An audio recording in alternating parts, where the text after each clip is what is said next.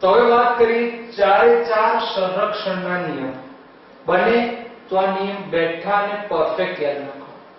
પહેલો નિયમ ઊર્જા સંરક્ષણ નિયમ. ઊર્જા સંરક્ષણ નિયમ પહેલેથી આપણે ભણી ચૂક્યા છીએ એ પ્રમાણે ઊર્જાનો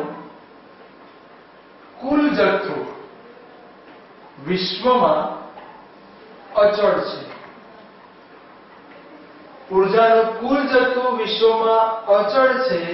ઊર્જાનો નાશ થતો નથી. ઊર્જા નવી ઉત્પન્ન થતી નથી. માત્ર તેનું એક સ્વરૂપમાંથી બીજા સ્વરૂપમાં રૂપાંતર થાય છે. યાદ રહેશે, ઊર્જાનો નાશ થતો નથી કે નવી ઊર્જા ઉત્પન્ન થતી નથી. માત્ર તેનું એક સ્વરૂપમાંથી બીજા સ્વરૂપમાં રૂપાંતર થાય છે. આવડી જાય. વિશ્વમાં ઊર્જાનો કુલ જથ્થો અચળ છે. ઊર્જા નાશ થતી નથી કે ઊર્જાનો ઉત્પન્ન થતો નથી. માત્ર ઊર્જાનું એક સ્વરૂપમાંથી બીજા સ્વરૂપમાં રૂપાંતર થાય છે. જ્યારે બીજું વિધાન છે એ વિદ્યુતભાર સંરક્ષણનો નિયમ છે. આ વિદ્યુતભાર સંરક્ષણનો નિયમ મારે સમજાવવો હોય તો હું આવું કહું કે પેટી વિચારો, અથવા જો ફિઝિક્સના શબ્દો બોલવું હોય તો એક પાત્ર વિચારો. આ પાત્રની ઉપર હું કોઈ એક કિરણ દાખલ કરું છું તો આની અંદર શું થશે કે જેટલા ઇલેક્ટ્રોન ઉત્પન્ન થશે એટલા જ પ્રોટોન ઉત્પન્ન થશે. તો આના પરથી વિધાન આવ્યું કે વિદ્યુતની દ્રષ્ટિએ અલગ કરેલા તંત્રમાં કોની દ્રષ્ટિએ? વિદ્યુતની દ્રષ્ટિએ અલગ કરેલા તંત્રમાં કોઈ પણ પ્રક્રિયા થાય તો પણ વિદ્યુત ભારોનો, ખાસ યાદ રાખજો, વિદ્યુત ભારોનો બૈજિક સરવાળો અચળ રહે છે. ભૂલી જાઓ, વિદ્યુતની દ્રષ્ટિએ અલગ કરેલા તંત્રમાં કોઈ પણ પ્રક્રિયા થાય તો પણ વિદ્યુત ભારોનો બૈજિક સરવાળો અચળ રહે છે. અગત્યના શબ્દો કયા? વિદ્યુત ભારનો બૈજિક સરવાળો અચળ રહે છે. ચલો, બંને નિયમ પાક્કા થઈ ગયા.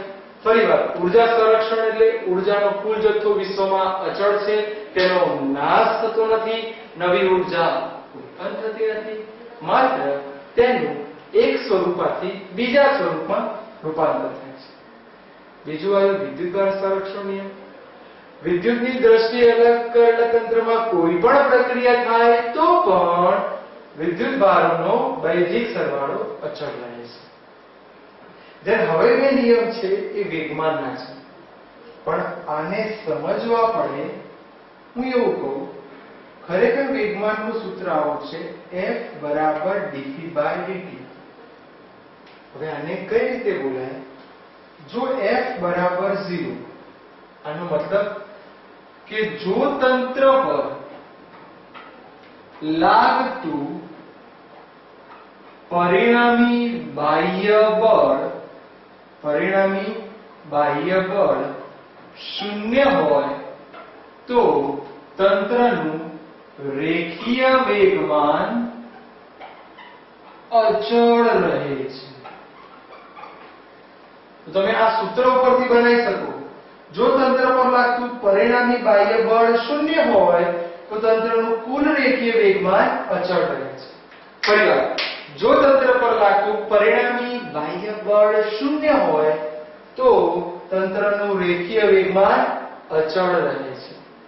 જ્યારે છેલ્લું કે કોણીય વેગમાન છે તો ટોર્ક લખાય. આનું આ જ સૂત્ર પણ ખાલી સંજ્ઞા અલગ થઈ ગઈ. તો આનું વિધાન આ રીતે બોલાય કે જો તંત્ર પર લાગતું પરિણામી, અહીંયા શબ્દ બળ હતો, જ્યારે અહીંયા શબ્દ આવશે ટોર્ક. ટોર્ક એટલે આમ ફરે અને ટોર્ક કહેવાય. સાદી ભાષામાં કહીએ તો ચાપ ગતિ. જો સીધે સીધું લાગે તો એને બળ કહેવાય.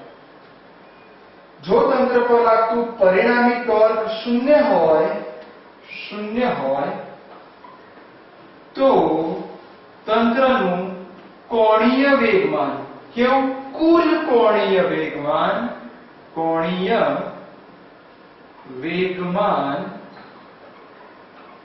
અચળ રહે છે. તો તમને જો આ સૂત્રો મગજમાં આવી ગયા હોય, આ સૂત્રો યાદ રહી જાય, તમે જાતે નિયમ બનાવી શકો. આ ચાર નિયમ પાક્કા કરી દેવાના. એના ઉપરથી ચોપડીના એમસીક્યુ છે. ઊર્જા સંરક્ષણ, વિદ્યુતભાર સંરક્ષણ, રેખીય વેગમાન સંરક્ષણ અને કોણીય વેગમાન સંરક્ષણ. એકવાર ધ્યાનથી જોઈ લો અને તૈયાર કરજો.